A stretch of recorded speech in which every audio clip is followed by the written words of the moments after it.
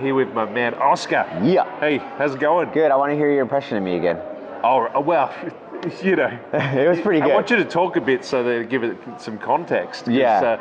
It was pretty good. I thought it was really good. It's only when you're talking about food. Yeah, that's which is pretty much any time. That's why it's such a good impression. Yeah, it was like, dude, what was it? What were those? Pork coffee? belly. Oh, pork belly. The pork belly bites are insane. You gotta try them, dude. You like that? That's me. That's Oscar. Yeah, and I need a teeny weeny beanie. Yeah. I've got an extra one in my room for you. Oh, do you? Yeah, it's gonna be extra teeny weeny on my big head. Yeah. Yeah. Oh man, so the Living Waters podcast. Yeah. Is it true that you're the one that's behind the success of that? Not even close. No, Right. we're all. You know those gigantic whales that they've got little tiny fish like floating after them. The whale is Ray. Right. And the rest of us are just those tiny little fish picking up the carp. That's awesome. Yeah. But it's a lot of fun. It is. It's fun to listen to. Thanks, man. Yeah. It honestly gives me something to do. Yeah. It's something to fall asleep to.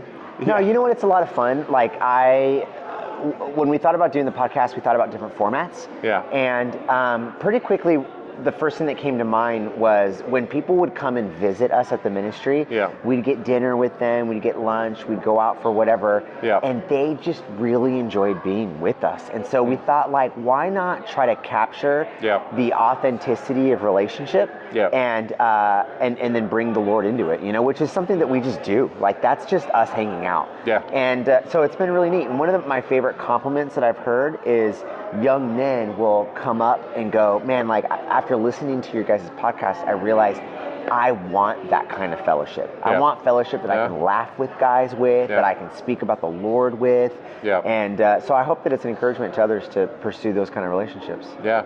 I like it. I don't know if it was you that said it, but that you have a low view of yourself, but a high view of God. Yeah. That's really cool. Yeah, that's a phrase that we kind of coined at my home church. As we spend time together, to have a low view of self and a high view of God, so you can poke fun at yourself. And then when it comes to the Lord, you have reverence. Cool. Yeah, I always think the people who I look up to and esteem, and then see that these are godly men, laugh unbelievably. Always have so much fun. And Joy. That's what we've done on this trip. Oh, so much. But it's so serious, isn't it, with the gospel? Yeah. It has been a really special trip. Yeah. Like, we have, 12 with you and Chris, 14 people. Yeah. And man, when we're together, there's a lot of joy. There is. But then when it comes to the work, I mean, we've seen I heard you made someone cry today. But that was just because I upset them. Yeah. It could have been the wind blowing in their eyes, the hay fever. I didn't even realize that, actually, to be honest. No, they told me afterwards, but God is so good. God is good. Yeah, I mean, think about how many moments we've had similar to that. You know what I mean? Whether it's Easy, Mark, myself, you, Chris. We've seen people respond to the gospel. And so I just think it's a great way to live, man. We're enjoying each other's presence, and then we're proclaiming the gospel. Yeah. Now, you had an amazing chat in Sydney with those two girls. Yeah. Along George Street. Yeah. Yeah. That's right. Anything to say about that one? So two females. I can't wait to see that. I'm excited about that one. Yeah. Two females. One of them was pretty dressed in a very unique way. She had a star on her face and things on her eyes, and she's wearing a very colorful outfit. Yeah. And one of the things, so to take a step back, what's interesting to me is that in Tahiti and Fiji, it's still a Christianized place. Yeah. And what Christianized means isn't that people are Christian, it's that the story of the gospel is beautiful to them, and they want it to be true. That doesn't mean they're following Jesus as Lord. That doesn't mean that they're born again. But when you proclaim the gospel to them, even if they don't come to a saving faith, they want it to be true, right? When you move to a post-Christian culture like Sydney, like California, not only do they not think it's a beautiful story, but they've been taught to reject it. And so their value systems are very different. But I like to use a value system that they have against them. One of the value systems that they have is diversity, is tolerance. And so what I will say in a conversation, I go, hey, I'd love to interview you about spirituality. And they're like, ooh, yeah, I don't know. I'm like, and I'll go, well, listen, one of the things I want to show is that you and I can have a conversation and maybe we agree with each other. If so, that's awesome. If we disagree, can we do it in a way that is kind and respectful and they want to, then all of a sudden it's like challenge accepted, you know? Yeah. And so we got into a dialogue and we disagreed at times. Yep. But also one of them specifically, I hope the Lord was pricking her heart. Yeah. At one point she said something like, I would really like to think that someone is there by my side holding my hand in this life. And you can tell that she was just like wrestling with the idea of being known and loved by God, you know? And so, amazing. Man, I'm hoping that the Lord does something. I've been praying for her since that conversation.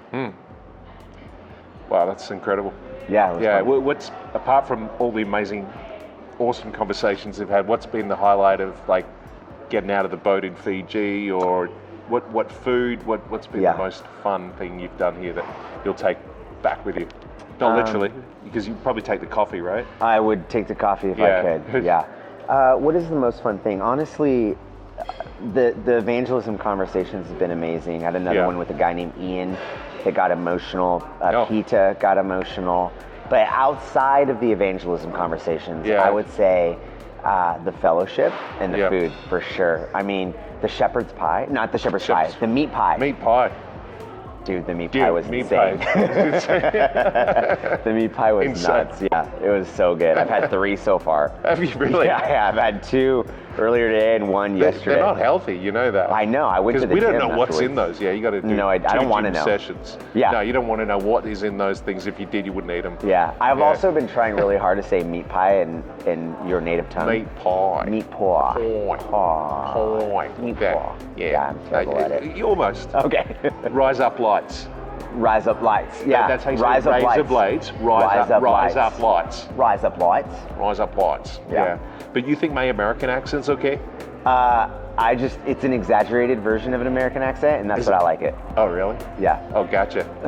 Cool, dude. Yo, totally, man. Yeah. Yeah, but Ray's a good one, isn't it? Yeah, Ray's a great one. I don't know if I sound like a Kiwi Ray or what he sounds like You now. sound like Australian Ray a little bit. Australian Ray. Yeah. Yeah, you a good person? Yeah, see? Yeah. No, that's way better than That was put on. Easy's is terrible. But it's funny. It's good, yeah. What about you? What's a highlight for you? Oh, yeah, well, exactly. Food, fellowship, evangelism. It doesn't get much better in travel, so yeah. It's been good. Yeah, it's been all right. Yeah, no, we should do this again. Yeah, tomorrow? Yeah, let's do it. Okay. Oh, we're getting up at 3 in the morning, so we'll have to cut it short. So Bedtime. Thanks, bro. Thanks, man. Appreciate it.